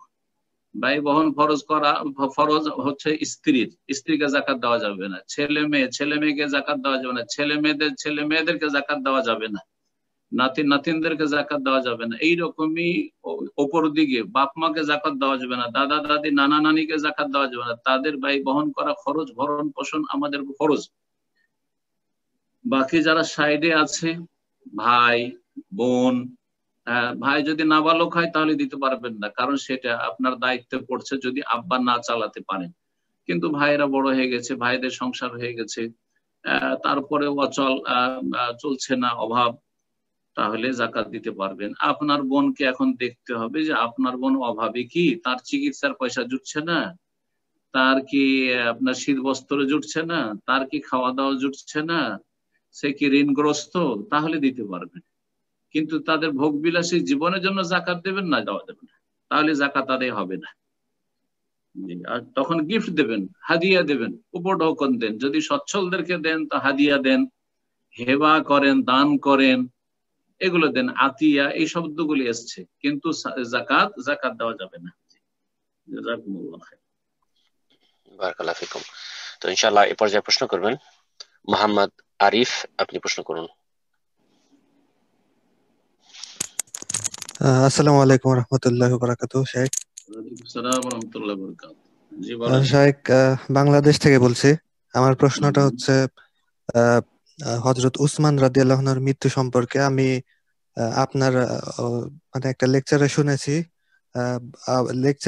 বা অন্যান্য আরো বক্তার উসমান রাদিয়াল্লাহু আনহুর জীবনী সম্পর্কে শুনেছি। তো তাকে হত্যা করা হয় অনেকদিন ধরে অবরোধ করে। তো এই বিষয়টা নিয়ে একটু জানতে চাচ্ছি যে মানে যখন তাকে হত্যা করা হয় তখন তো মোটামুটি ইসলামের অনেক জয়, চারপাশে অনেক এলাকা জয় হয়েছে। এমনকি তাকে হত্যাও করে যতদূর জেনেছি তারা হচ্ছে মুসলিম ছিল এবং যুবক ছিল। তো আমার প্রশ্নটা যে এইরকম একটা অবস্থায় তাকে কেন হত্যা করা হলো, বিশেষ করে মুসলিমরাই কেন এই কাজটা করলো, আর বিশেষ করে আল্লাহ কিভাবে রাসূলের, হত্যা করা হলো? জি জি জি, হ্যাঁ ঠিক। মানে আল্লাহ রসুলের সাহাবী, তাকে একজন মানুষ কিভাবে হত্যা করতে পারে, এতটা নির্মম কিভাবে হতে পারে? জি, যদিও পরবর্তীতে অনেক সাহাবীকে হত্যা করা হয়েছে, কিন্তু আহ, এই উসমান রাদিয়াল্লাহু আনহুর হত্যাটা উসমান ছিল রাদিয়াল্লাহু খুব তাআলা, নিকটে, খুব কাছে, ঠিক মুহাম্মদ ঠিক সাল্লাল্লাহু আলাইহি ঠিক। ওয়াসাল্লাম এর ওফাতের পরে। তো এই বিষয়টা জানতে বলছি। চাচ্ছি। এর প্রথম কারণ হচ্ছে যে সে মৌসুমটি ছিল হজের মৌসুম। মদিনার অধিকাংশ লোকজন হজে চলে গেছিলেন, মক্কায় ছিলেন, একদম ঠিক হজের সময় ছিল। 2 নম্বর ছিল যে যারাই সেখানে ছিলেন, আলী রাদিয়াল্লাহু তাআলা, হাসান হোসেন, তারা এসেছিলেন প্রতিরোধ করার জন্য এবং প্রতিরক্ষার জন্য, তিনি ফিরিয়ে দিয়েছিলেন। ওসমান রাদিয়াল্লাহু তাআলা আনহু একটি ভবিষ্যৎবাণী জানছেন রাসূলুল্লাহ সাল্লাল্লাহু আলাইহি ওয়াসাল্লামের, যে তাকে নির্মম ভাবে শহীদ করা হবে এবং তোমার শরীরে একটি জামা থাকবে, যে জামাটি লোকেরা জবরদস্তি খুলে নিতে চাইবে, আর সেটা ছিল খেলাফত, সেটা খুলে দেবে না তুমি। জি। তো এই ভবিষ্যৎবাণীগুলি তার জানা ছিল। তো তিনি তাদেরকে ফিরিয়ে দিয়েছে যে না, আমার বাড়িতে পাহারাদার তোমাদের কোনো প্রয়োজন, তোমরা নিজ নিজ বাড়িতে চলে যাও। তারপরে অনেক সাহাবায়ে কেরাম রিকোয়েস্ট করেছিলেন তার কাছে যে আমরা আপনার পাহারা দিই এবং এদের সাথে লড়াই করি, যুদ্ধ করি, যারাই যে কয়জন আমরা আছি মদিনাতে, আমরা লড়াই করি এদের সাথে, বাগীদের সাথে, বিদ্রোহীদের সাথে। ওসমান রাদিয়াল্লাহু তাআলা আনহুর দৃষ্টিভঙ্গি ছিল যে আমার একটি প্রাণ, ওরা শুধু আমাকে মারতে চায়, আর তোমরা যদি মারামারি করো তো হাজার হাজার বা শত শত দুই পক্ষ থেকে মুসলিম হতাহত হবে বা খুন হবে, যেটা আমি চাই না। আমার জানকে আমি কোরবানি করতে চাই, প্রাধান্য দিচ্ছি, কিন্তু তোমাদের জান যেন না যায়, তোমাদের ক্ষয়ক্ষতি না হয়। সুতরাং কঠোরভাবে তিনি বাধা দিয়েছিলেন লড়াই করতে। তিনি খলিফা, তিনি নির্দেশ দিতে পারতেন এই বিদ্রোহী দমন করার জন্য, কিন্তু এইরকম পাবেন কোথায় আজকে? তিনি নিজের জান কোরবানি করতে চাইছেন, কিন্তু অন্যদের কারো যেন ক্ষয়ক্ষতি না হয়, এটা করতে দেননি। আর একটি দিক রয়েছে গুরুত্বপূর্ণ, সেটা হচ্ছে যে এই যুবক ছেলেরা যারা এসেছিল তারা অধিকাংশই ছিল বাইরের, তারা মদিনার ছিল না। মুআবিয়া রাদিয়াল্লাহু তাআলা যেহেতু দামেস্কে ছিলেন, সুতরাং সেখানেও চান্স পায়নি। চান্স পাইছে কোথায়? মিশরে গিয়ে চান্স পেয়েছে। সিংহভাগ তারা মিশরি, ইজিপশিয়ান ছিল, আর মূর্খ ছিল, সব জাহেল। আর তারা ষড়যন্ত্রের শিকার। সাবাই, যে আব্দুল্লাহ বিন সাবা ইহুদি, ইয়ামানের ইহুদি, আসলে মূলত ইহুদি ছিল, ইসলামকে ধ্বংস করেছে এবং শিয়া জাতিকে জন্ম দিয়েছে। শিয়া জাতির জনক হচ্ছে আব্দুল্লাহ বিন সাবা ইহুদি। এই ইহুদি যখন দেখলো যে ইসলামকে তো ধ্বংস করা গেল, নির্মূল করা গেল না, তো ইসলামে ঢুকে পড়ি, বাইরে থেকে ইসলামকে শেষ করা গেল না, তো ইসলামে ঢুকে পড়ি, ঢুকে শেষ করব। সে ইসলাম কবুল করলো। এটা রাসূলুল্লাহ জামানার পরে ইসলাম কবুল করে, তারপরে তখন শুধু বাহ্যিক শুধু ইসলাম প্রকাশ করে, কিন্তু ইসলামের বিরুদ্ধে সে ষড়যন্ত্রে লিপ্ত হয়। আর যেখানে সেখানে যায়, বিশেষ করে উসমান রাদিয়াল্লাহু আর উমর রাদিয়াল্লাহু তাআলা জামানায় সুযোগ পায়নি। উসমান রাদিয়াল্লাহু তাআলা জামানায় সেই ব্যক্তি সুযোগ পেয়ে গেল। উসমান রাদিয়াল্লাহু তাআলা একটু তার মনটা নরম মনের মানুষ, শক্ত না, কঠোর তার ভূমিকা ছিল না যে পানিশমেন্ট দেবেন। উমর রাদিয়াল্লাহু তাআলা কঠোর ছিলেন, সুতরাং সেখানে সাহসী ক্ষমতা হয়নি, সাহস করেনি। ওসমান রাদিয়াল্লাহু তাআলা জামানায় এই সুযোগটা নিল, আর তার বিভিন্ন জায়গায় গিয়ে প্ররোচিত করা শুরু করলো লোকজনকে। এই খলিফা রাশেদ ওসমান রাদিয়াল্লাহু তাআলা যে নুরাইনের বিরুদ্ধে, যে তিনি স্বজন প্রীতি করছেন, তার আত্মীয় স্বজনকে দেখছেন, এই করছেন সেই করছেন, এই তিনকে তাল করে তারপরে ধীরে ধীরে এরই ধারাবাহিকতা হচ্ছে, এই সাবাই ষড়যন্ত্রের ধারাবাহিকতা হচ্ছে বর্তমান যুগে শিয়া রাফেজিরা। কথা বোঝা গেছে তো? আসলে এটা সাবাই ষড়যন্ত্র ছিল, সাবাই ইহুদি ষড়যন্ত্র ছিল। আর এই ষড়যন্ত্রে বিভ্রান্তির শিকার হয়েছিল বেশ কিছু মুসলিম যুবক ছেলেরা। জি, আর তারাই প্রথম মিছিল করে আর বিক্ষোভ করে এসে খলিফার বাড়ি এবং মসজিদ নবী ঘেরাও করেছিল, পানি বন্ধ করে দিয়েছিল, মসজিদ নবীতে সালাত পড়া বন্ধ করে দিয়েছিল, আর তাকে নির্মমভাবে কোরআন তেলাওয়াতের অবস্থায় শহীদ করেছিল। এই হচ্ছে সংক্ষেপে এই বিষয়। এতে আশা করি বুঝতে পেরেছেন যে কিভাবে তিনি শহীদ হয়েছিলেন। আল্লাহু আকবার। জাযাকাল্লাহু খাইরান। তো ইনশাআল্লাহ এই পর্যায়ে প্রশ্ন করবেন সুলতান মাহমুদ, আপনি প্রশ্ন করুন।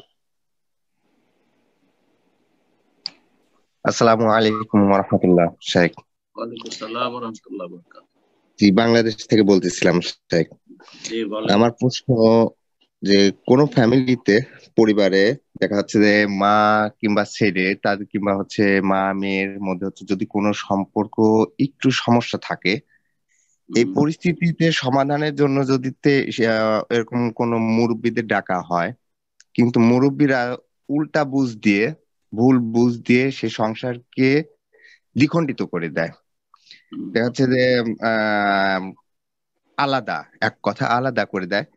এরকম পরিস্থিতিতে কি বিধান, আর সেই পরিস্থিতিতে কি তাদের স্বজনগণ সেই মাকে সঠিক বুঝ দিতে পারবে কিনা ইসলামিক নিয়ম অনুযায়ী? দেখেন, যারা মুরব্বীরাকে আপনারা বিচার সালিসের জন্য ডাকেন, ঘরোয়া বিচার, ঘরের বিচার পরকে দিতে নেই, ঘরের বিচার পরকে দিতে নেই। বাইরের লোককে যখনই ডাকবেন তাতে সমাধান হওয়ার সম্ভাবনা খুব কম থাকে, আর সমস্যা বাড়ারই সম্ভাবনা বেশি থাকে। আর অনেকের ভিতরে হিংসা আছে, অনেকে ক্ষতি করতে চায়, পারিবারিক দিক থেকে ক্ষতি সাধন করতে চায়, এই সুযোগগুলি তারা গ্রহণ করে। তো যার ফলে এইরকম চান্স না দেওয়া উচিত। নিজেদের সমস্যার সমাধান নিজে যদি ঘরোয়া ভাবে, পারিবারিক ভাবে ঘরে ঘরে করে নিতে পারে সবচেয়ে ভালো। আপনি ছেলে, আপনি মেয়ে, মায়ের কাছে বাবার কাছে ছোট হইতে কোনো অসুবিধা নেই এবং কোনো দোষের কথা নাই, কোনো আইবের কথা নাই। আপনার ভুল হয়নি, আপনি ছেলে মেয়ে, আপনার ভুল হয়নি, বাপ মার ভুল হয়েছে, তারপর বাপ মায়ের কাছে যদি ছোট হয়ে যান, কোনো দোষের কথা নাই। এইভাবে যদি আপনি দুনিয়ার ক্ষেত্রে বেশ কিছু ছাড় দিয়ে দেন, তাহলে বাপকেই ছাড় দিলেন, মাকেই ছাড় দিলেন, কোনো অসুবিধা নেই। এই করে নিজেদের মধ্যেই সমস্যার সমাধান করে নেবেন, এটাই বেশি ভালো হবে, এটাই বেশি ভালো হবে। পরকে কখনো সুযোগ দেবে, একমাত্র নিরুপায় হলেই তখন পরকে সুযোগ দেবেন অথবা পরের শরণাপন্ন হবেন, তাহলে এই রকমের সমস্যাগুলি আসবে না। তারপর আরেকটি কথা মনে রাখেন, যে পারিবারিক ভাবে সেপারেট হয়ে যাওয়া কোনো দোষের কথা নাই, কিন্তু আরব দেশে বিয়ে শাদীর সাথে আলাদা হয়ে যায়, কোনো আইব নাই, ঝগড়া নেই, বিবাদ নেই, বিয়ে করলো আলাদা হয়ে থাকছে, বাপ মায়ের সাথে ভালো মিল মহব্বত আছে, ভাই বোনে ভালো মিল মহব্বত আছে। কিন্তু আমাদের দেশে একটা কুসংস্কার হচ্ছে যে 5 ভাই একসাথে থাকবে, বোনদেরকে একসাথে নিয়ে থাকবে, আর কলহ বিবাদ করতে থাকবে, বোনের সাথে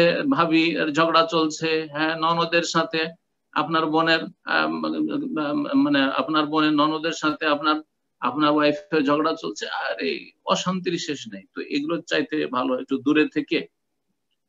দূরে থেকে সম্পর্ক ভালো রাখা। আর আপনারা জানেন জ্ঞানী মানুষদের কথা, এইসব আরবি কবিতা তো রয়েছে, দূরে থাকলে সম্পর্ক ভালো থাকে, দূরে থাকলে সম্পর্ক ভালো থাকে। তো ভালো সম্পর্ক রাখার জন্য বাপ মার থেকে কেউ যদি খাবার দাওয়াটা পৃথক করে নেয়, অন্য মানে ঘরে থাকে অথবা ভিন্ন হয়ে যায়, কোনো দোষের কথা নেই, কোনো দোষের কথা নেই। অন্তরটা পরিষ্কার থাকাটা সবচেয়ে গুরুত্বপূর্ণ কাজ, আর আন্তরিকতা থাকাটা সবচেয়ে গুরুত্বপূর্ণ কাজ। একসাথে থাকাটা গুরুত্বপূর্ণ নয়, একসাথে থেকে যদি ভালোবাসা টিকিয়ে রাখতে পারি আর যদি অন্তরকে পরিষ্কার রাখতে পারি, তাহলে একসাথে থাকেন ভাইদের সাথে, আর না হলে একসাথে থাকবেন না, ভিন্ন ভিন্ন হয়ে যাবেন, এটাই উত্তম। এটাই উত্তম। আর আরবরা এটাই করে। জাযাকাল্লাহ খায়রান। তো ইনশাআল্লাহ এ পর্যায়ে প্রশ্ন করবেন মোহাম্মদ মানিক, আপনি প্রশ্ন করুন।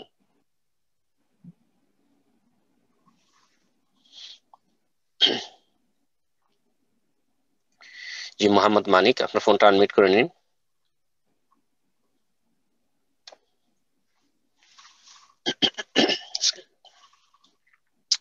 সম্ভবত ওনার নেটে প্রবলেম হচ্ছে, তো ইনশাআল্লাহ পরবর্তী আরেকজন কেউ সুযোগ করে দিচ্ছে ইনশাআল্লাহ।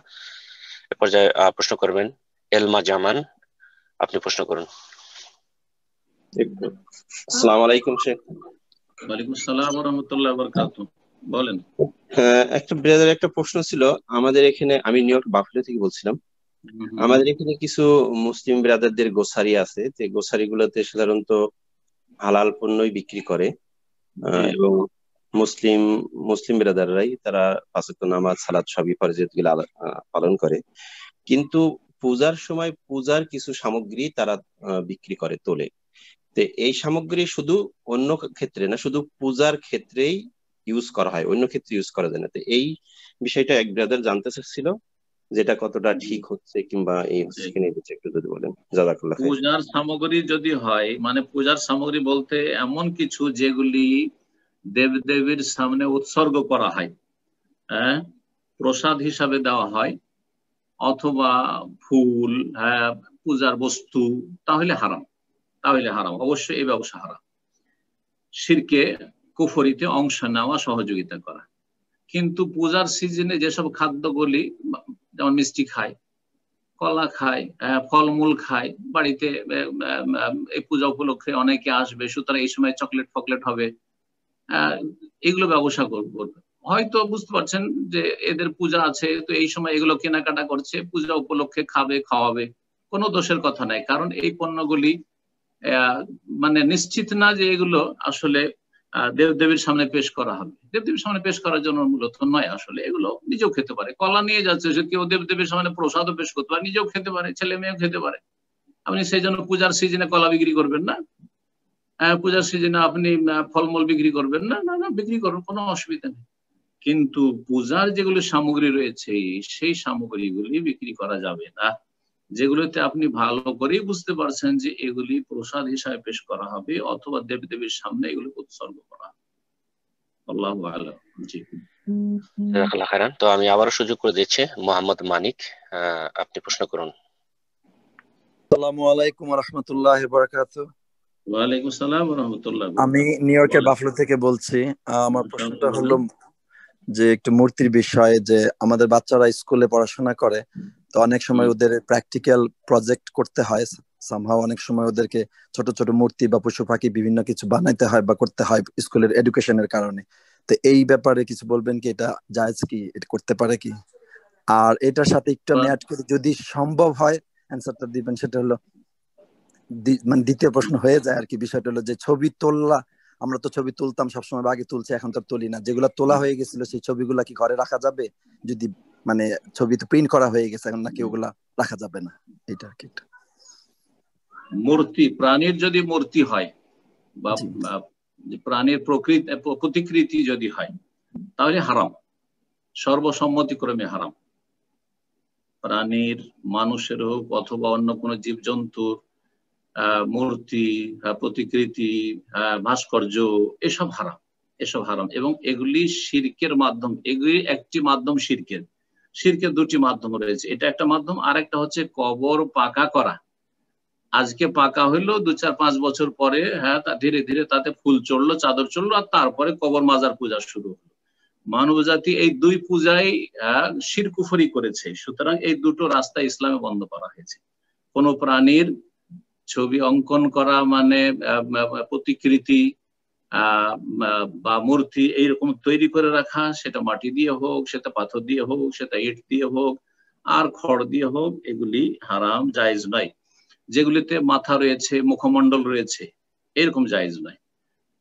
কিন্তু যদি গাছপালার হয়, অন্য কোনো দৃশ্যের হয়, ঘর বাড়ির হয়, তাহলে কোনো অসুবিধা নেই। প্রাণহীন যেগুলি, সেগুলি ছবি অঙ্কন করতে কোনো দোষ নেই। আপনার ছেলেমেয়েরা স্কুলে যদি সেগুলি করে তো জায়েজ আছে।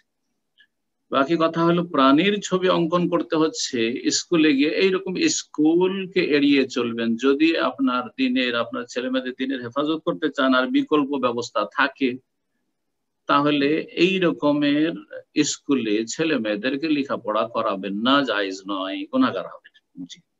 এবং আল্লাহ রাব্বুল যেন ওই রকম পরিবেশে থাকার তৌফিক দান করেন যেখানে বাধ্য হচ্ছেন অনেক হারাম কাজে, সেখানে কেন বা থাকবেন যদি আপনার কাছে উত্তম বিকল্প থাকে। আশা করি বিষয়টি বুঝতে পেরেছেন। দ্বিতীয় যে প্রশ্নটি করেছেন এর কাছাকাছি, সেটা হচ্ছে আমরা অনেক বিগত সময়গুলিতে ছবি তুলেছি, সেই ছবিগুলিকে সংরক্ষণ করে রাখা যাবে। ছবিগুলি সংরক্ষণ করে না রাখাই উচিত। আর ঝুলিয়ে প্রকাশ্যে দেয়ালে টেঙে রেখে অথবা প্রকাশ্যে টেবিলে, এগুলি তো হারাম, কারণ এগুলি তো রহমতের ফেরেশতা আসবে না। প্রয়োজনের তাগিদে ছবি তোলা জায়েজ। এখন ছবিকে সংরক্ষণ করে রাখাটা ভালো কাজ নয়, যদিও এই ছবি আর প্রতিকৃতি বা মূর্তিতে পার্থক্য রয়েছে। একটা হচ্ছে বডি বিশিষ্ট, যেটা ভাস্কর্য বলেন, প্রাণীর, মানুষের অথবা প্রতিকৃতি বলেন, মূর্তি বলেন, এগুলি হারাম সবার কাছে বিল ইজমা, ঐক্যমত রয়েছে। কিন্তু এই যে ক্যামেরা দিয়ে ছবি তৈরি করা, ছবি আপনার ক্যামেরা দিয়ে যে ছবি নেওয়া হচ্ছে আজকাল, বা মোবাইলের ক্যামেরা দিয়ে হোক আর যা দিয়ে হোক না কেন, স্টুডিওতে হোক, এই ছবিগুলি নিয়ে বড় ইখতিলাফ। একদল বলছেন যে এগুলো আসলে ছবি না, এগুলো হচ্ছে আকস, যেমন আয়নার সামনে দাঁড়াইলে হয়।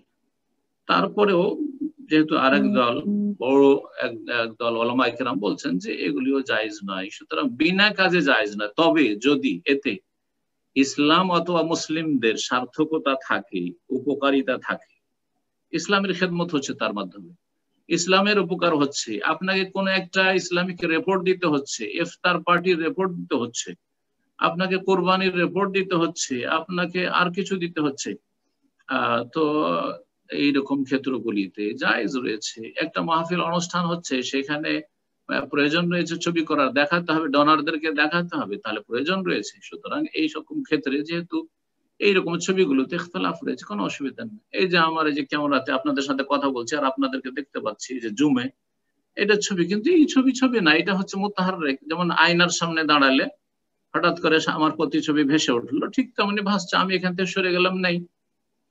তো এগুলি আসলে ছবি নয়। তবে কাগজে সেটাকে ধারণকৃত করা, সেটা জায়েজ কিনা তখন ইখতিলাফ রয়েছে। একদল বলছেন যাবে, কোনো অসুবিধা নেই, খুব করেন। এই জন্য পত্র পত্রিকা, আরব দেশে আপনার ছবি, বড় বড় শেখ আলেম ওলামাদের ছবি আসছে পত্র পত্রিকা, আর সেটা কাগজে ধারণ করা। আর আরেক দল বলছে যে না, যদি জরুরি না হয়, প্রয়োজন না হয়, তো এটা করবেন না, জায়েজ নাই। যাই হোক, যেগুলি আগে থেকে আপনার কাছে ছবি আছে, সেই ছবিগুলিতে কোনো ফায়দা নেই। ছবি তাকওয়ার দাবি, আল্লাহ ভীরুতার দাবি হচ্ছে সেই ছবিগুলিকে নষ্ট করে দেবেন। আর বিশেষ করে মহিলাদের ছবি মোটে রাখবেন না, কারণ কখন যে কার হাতে চলে যায়। মহিলাদের ছবি, যুবতীদের ছবি মোটেই রাখবেন না। জি, আল্লাহ যেন এসব থেকে হেফাজত করেন। জি, ইনশাআল্লাহ এরপর যে প্রশ্ন করবেন জেসমিন আহমেদ, আপনি প্রশ্ন করুন। আসসালামু আলাইকুম রহমতুল্লাহ।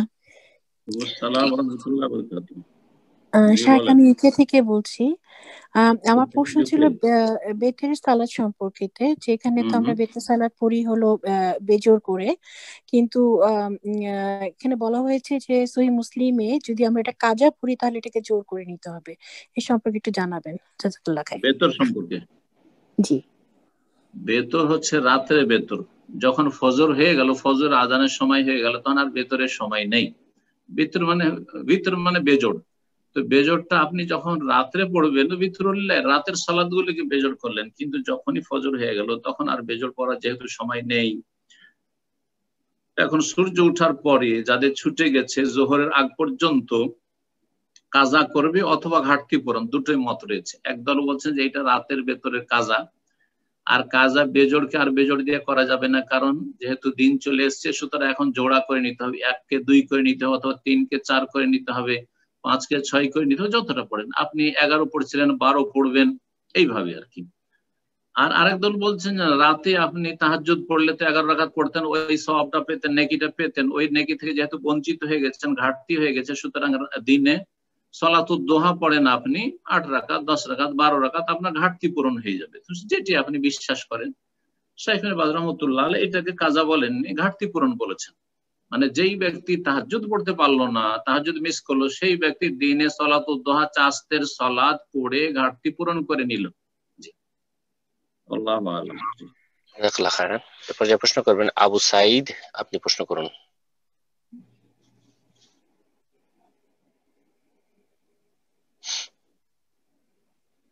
জি আবু সাঈদ, আপনার ফোনটা আনমিউট করে নিন।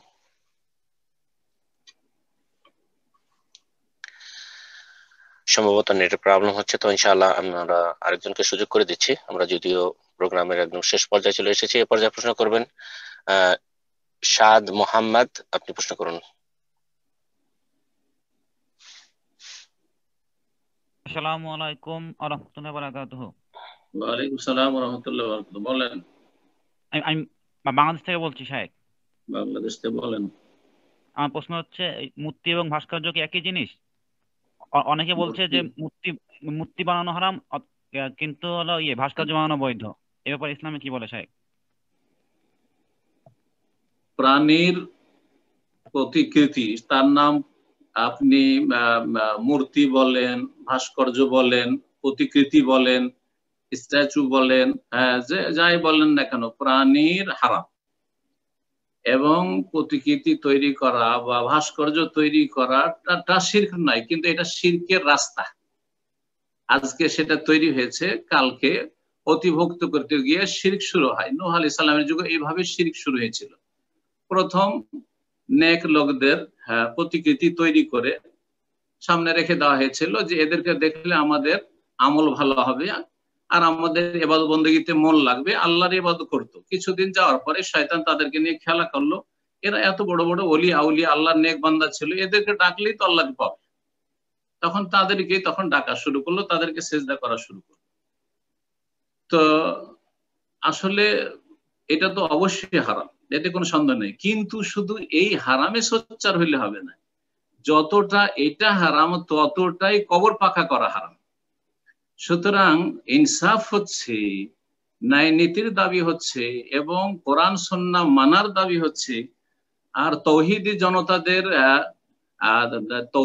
জনতা হওয়ার যে দাবি, এই দাবির বাস্তবায়ন হচ্ছে যে যেমন আপনি ভাস্কর্যের বিরোধিতা করবেন তেমনি কবর পাকা করার বিরোধিতা করবেন।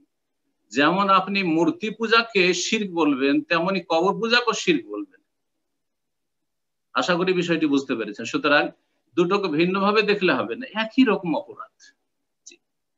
এই দুটো হচ্ছে শিরকের রাস্তা।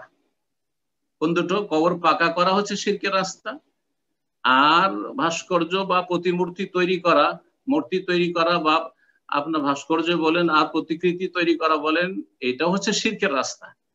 যখনই এটাকে সেজদা করা শুরু হবে তখনই ওটা শিরক হবে। কবর আজকে পাকা করা হলো, 10 বছর পরে কবর পূজা শুরু হয়ে গেল। জি, 10 বছর পরে, 20 বছর পরে, 5 বছর পরে কবর পূজা শুরু হয়ে গেল। ঠিক তেমনি আজকে মূর্তি তৈরি করা হলো, প্রতিকৃতি তৈরি করা হলো, কয়েক বছর পরে তার পূজা শুরু হয়ে গেল। তো এইভাবে মূর্তি পূজা শুরু হয়েছে, এইভাবে কবর পূজা শুরু হয়েছে। দুটোই শিরকের রাস্তা এবং দুটোই শিরক। শিরক কোন দুটো? কবর পূজা শিরক, মূর্তি পূজা শিরক। আর মূর্তি বা প্রতিকৃতি তৈরি করা হচ্ছে শিরকের রাস্তা, আর কবর পাকা করা হচ্ছে শিরকের রাস্তা। আশা করি বিষয়টি বুঝতে পেরেছেন।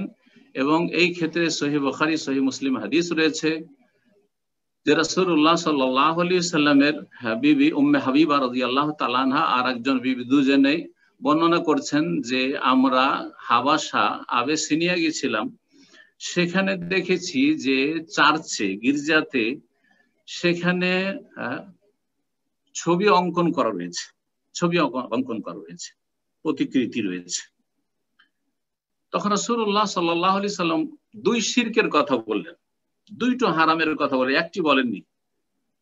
বলে ইন্না উলাইকা ইযা মাতা ফিহিমুর রাজুলুস সালিহু, এরা এই খ্রিস্টানরা, ইহুদিরা, তাদের মধ্যে যখন কোন ওলি আউলিয়া নেক লোক মারা যেত, ইযা মাতা ফিহিমুর রাজুলুস সালিহ বানাও আলা কবরিহি মসজিদান, তখন তার কবরের উপর মসজিদ বানিয়ে নিত। তাহলে কবরকে পাকা করতো বা কবর ঘর নির্মাণ করতো। এটা হচ্ছে একটা শিরকের রাস্তা। আর একটা শিরকের রাস্তা বলছেন ওয়াসাওয়ারু ফিহি তিলকা সুওয়ার, আর তাদের প্রতিকৃতি তৈরি করত বা তাদের ছবি অঙ্কন করত, তাহলে ছবি অঙ্কন করা বা প্রতিকৃতি তৈরি করা, ভাস্কর্য তৈরি করা আর একটা শিরকের রাস্তা। দুটোকে একসাথে কিন্তু এক হাদিসে বর্ণনা করা হয়েছে। তারপরে বলছেন যে এরা ভালো মানুষ, বলছেন উলায়েকা শিরারুল খালকে ইনদাল্লাহি তাআলা, এরাই হচ্ছে সৃষ্টির নিকৃষ্ট আল্লাহ রাব্বুল আলামিনের নিকটে ইয়াউমাল কিয়ামতের দিনে। যারা মূর্তি তৈরি করে আর যারা কবর পাকা করে, এই দুটোই গ্রুপ হচ্ছে শিরারুল খালকে ইনদাল্লাহি তাবারাকা ওয়া তাআলা, আল্লাহ তাবারাকা ওয়া তাআলার নিকট নিকৃষ্ট সৃষ্টি কিয়ামতের দিনে বিবেচিত হবে। সুতরাং যারা কোরআন সুন্নাহ মানতে চান তারা দুটোকে সমান নজরে দেখবেন, দুটোই সমান অপরাধ। যেমন মাজার পূজা অপরাধ, তেমনি মূর্তি পূজা অপরাধ। যেমন কবর পাকা করা অপরাধ, ঠিকই তেমনি হচ্ছে এই ভাস্কর্য তৈরি করা আর এই প্রতিকৃতি তৈরি করা অপরাধ, একই রকমের, কোনো পার্থক্য নেই। সুতরাং নির্মূল করলে দুটোকে নির্মূল করতে হবে। যদি বল প্রয়োগ করতে হয় সেটা শাসকের কাজ, দুটোই বল প্রয়োগ করে নিশ্চিহ্ন করতে হবে। আল্লাহ যেন এইরকম শাসক পয়দা করে দেন এবং তৌফিক দান করেন। জি, তো ইনশাআল্লাহ আবারও সুযোগ করে দিচ্ছি আবু সাঈদ, আপনি প্রশ্ন করুন।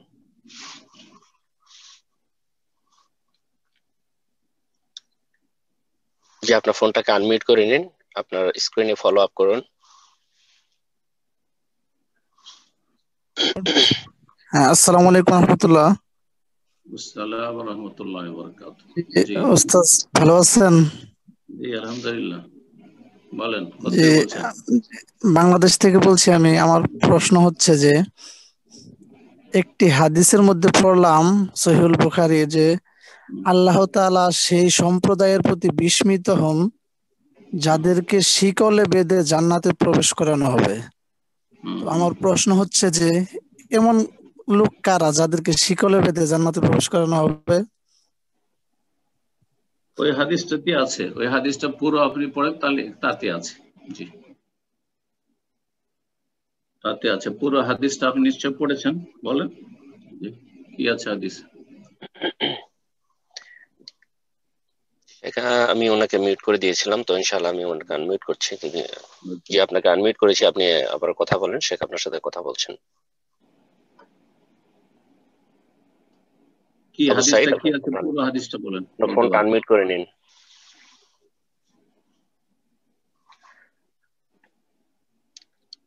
জি, কথা বলুন। জি, আন আবি হুরায়রা রাদিয়াল্লাহু তাআলা আনহু قال قال رسول الله صلى الله عليه وسلم আজিবা রব্বুনা মিন কওমিন ইউকাদুনা ইলাল জান্নাতি ফিস সালাসিল, রাহু আহমদ আল বুখারী ওয়া আবু দাউদ।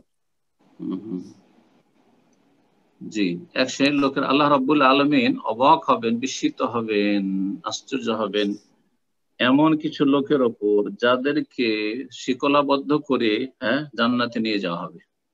জান্নাতে তাদেরকে শিকলাবদ্ধ করে নিয়ে যাওয়া হবে। যারা কাফেরদের পক্ষ থেকে যুদ্ধ করতে এসেছিল আর তারপরে তারা বন্দী হয়েছিল, আর তারপরে তারা ইসলাম গ্রহণ করেছিল, আর তারপরে তাদের অন্তরে সততা এসেছিল, এদের সম্পর্কে এই হাদিসটাতে বলা হয়েছে। ইনশাআল্লাহ তাআলা যদি অতিরিক্ত এতে আরো কোনো কথা থাকে তো ইনশাআল্লাহ, আর এতে যেহেতু হাদিসের ইবারত নেই, বাকিটা ইনশাআল্লাহ আগামীতে পুরো করা যাবে। জি শেখ, তো ইনশাআল্লাহ সময় অনেক হয়ে গেল। আজকের সর্বশেষ প্রশ্ন হচ্ছে ইনশাআল্লাহ সর্বশেষ প্রশ্ন করবেন লাভলি, আপনি প্রশ্ন করুন।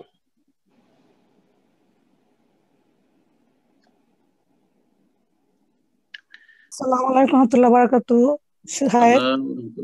জি বলেন। আমি কানাডা থেকে কোশ্চেনটা করতেছি যে আচ্ছা, ওই যে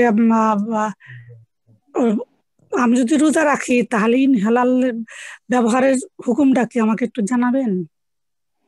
রোজা অবস্থায়, সিয়াম অবস্থায় ইনহেলার ব্যবহার করা যাদের অ্যাজমার সমস্যা আছে, ঠিক না? জি জি, জায়েজ আছে, জায়েজ আছে। এই ক্ষেত্রে কোনো দ্বিমত নেই, তাতে ইনশাআল্লাহ কোনো সিয়ামের ক্ষতি হবে না, রোজা নষ্ট হবে না ইনশাআল্লাহ। কারণ সেটা খাদ্য না পানীয় না, খাবারের কাজ করে না, পানির কাজ করে না। সেটা যে শ্বাসকষ্টটা রয়েছে, সেই আপনার শ্বাসনালীটাকে আপনার রিল্যাক্স করে, আর যার ফলে শ্বাস নিতে একটু আরাম হয়, যে কষ্টটা হচ্ছে সেই কষ্টটা হালকা হয়ে যায়। আল্লাহু আ'লাম। জাযাকাল্লাহ খাইরান শেখ, অনেক সময় হয়ে গেল আজকে, তো ইনশাআল্লাহ আজকে এখানে শেষ করে দিন। আল্লাহ হাতে বাঁচিয়ে রাখলেন, নেক্সট উইকে আমরা বাকি আলোচনা। জাযাকুমুল্লাহু খাইরান। আল্লাহ রাব্বুল আলামিন যেন যা কিছু আমরা বললাম শুনলাম তাতে বরকত দান করেন, এবং যদি তাতে আমরা ভালো করে থাকি তো আল্লাহ যেন আমাদেরকে উত্তম বদলা দান করেন, আর যদি তাতে কোনো ভুল ভ্রান্তি ত্রুটি ঘাটতি হয় অনিচ্ছাকৃত তো আল্লাহ রাব্বুল আলামিন যেন মাফ করে দেন, আর আল্লাহ রাব্বুল আলামিন যেন আমাদেরকে সব সময় সংশোধনের তৌফিক দান করেন, ভুলের উপর যেন আল্লাহ যেন অটল না রাখেন, এবং আল্লাহ রাব্বুল আলামিন আমাদের এসব বিষয়গুলি, দিনের বিষয়গুলি বা যে কোনো বিষয় দিন সম্পর্কে আমাদের যথাযথ জ্ঞান অর্জনের তৌফিক দান করেন, এবং শুধু জ্ঞানেই যেন সীমিত না থাকে, এলেম শিখে আমল করার তৌফিক দান করেন। আমাদের আকীদা, ইবাদত, আখলাক, আদান প্রদান, লেনদেন সবকিছুকেই যেন শরীয়তের আলোকে গড়ার তৌফিক দান করেন, এবং শরীয়তের আলোকে সে সমস্ত কিছু পালনের তৌফিক দান করেন। আমাদের আকীদাকে মজবুত করার জন্য তৌফিক দান করেন। আমাদের ঈমানে যে দুর্বলতা রয়েছে আল্লাহ রাব্বুল এই দুর্বলতা যেন দূর করে দেন, এবং এই ঈমানের দুর্বলতার কারণে আমরা আল্লাহ রাব্বুল আলামিনের উপর আস্থা ভরসা হারিয়ে দিয়ে আমরা অন্যায় কাজে লিপ্ত হয়ে যাই। সমস্ত থেকে আল্লাহ যেন আমাদেরকে বাঁচিয়ে রাখেন। আল্লাহ রাব্বুল আলামিন সমস্ত ফিতনা থেকে, দিন দুনিয়ার ফিতনা থেকে, বালা মুসিবত থেকে, অনিষ্ট থেকে, মহামারী থেকে আল্লাহ সকল ভাই বোনদেরকে আল্লাহ যেন বাঁচিয়ে রাখে। বিশেষভাবে যারা আমাদের আলোচনায় আজকে অংশ নিয়েছেন আল্লাহ যেন তাদেরকে উত্তম বদলা দান করেন, এবং তাদেরকে যেন নিরাপদ রাখেন, এবং আল্লাহ রাব্বুল আলামিন তাদের পরিবার পরিজন, ছেলে মেয়ে, প্রিয়জনদেরকে আল্লাহ যেন হেফাজতে রাখেন। সাল্লাল্লাহু আলা নবিয়িনা মুহাম্মদ ওয়া আলা আলিহি ওয়া সাহবিহি আজমাইন।